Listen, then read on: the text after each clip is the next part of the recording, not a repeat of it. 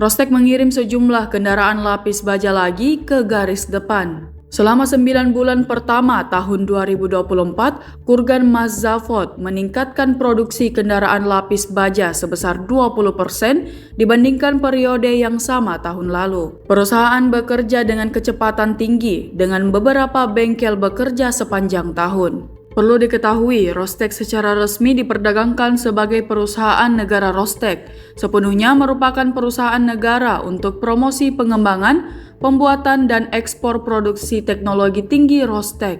Didirikan pada tahun 2007, organisasi ini terdiri dari sekitar 800 perusahaan yang secara bersama-sama membentuk 15 perusahaan induk. 11 diantaranya berada di kompleks industri pertahanan dan 3 di sektor sipil. Organisasi Rostek berlokasi di 60 konstituen Federasi Rusia dan memasok barang ke lebih dari 70 negara di seluruh dunia.